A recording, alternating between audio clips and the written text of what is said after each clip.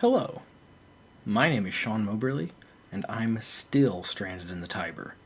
Today I wanted to tell you guys about how my journey to the center of the Tiber, shout out to all the Vern fans, got started, and I might break this video up into several smaller videos depending on how it looks in editing. You'll have to see when it comes to the end of this. So here's basically how it all began. When I was a teenager, I came to the realization that there were a lot of things in my denomination as a whole, and my church in particular, taught that weren't exactly in the Bible. Now, that in and of itself isn't that big of a deal, right? I mean, the doctrine of sola scriptura is more false than it is true, so as long as a thing is not anti-biblical, anything goes within reason, right? And I would still say that I believe this, and that's why I don't find my denomination to be wrong, but that doesn't mean it's right.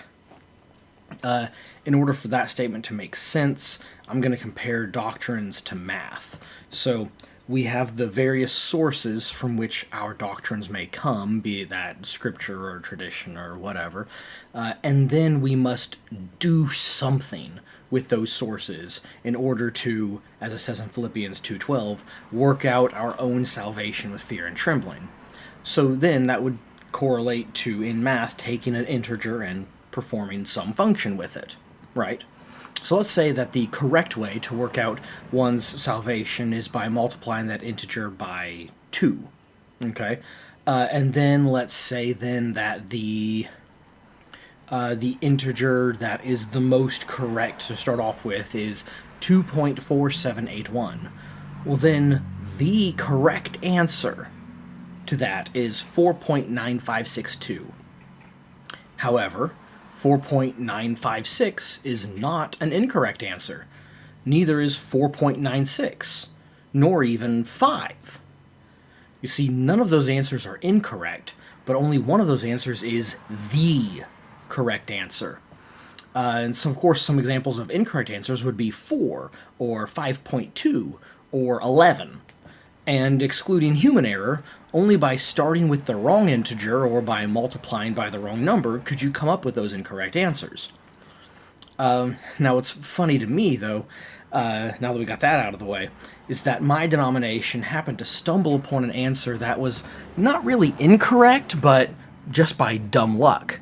If I could ascribe numbers to what my denomination does, it would be something akin to 1.66 for scriptural interpretation and 3 for application.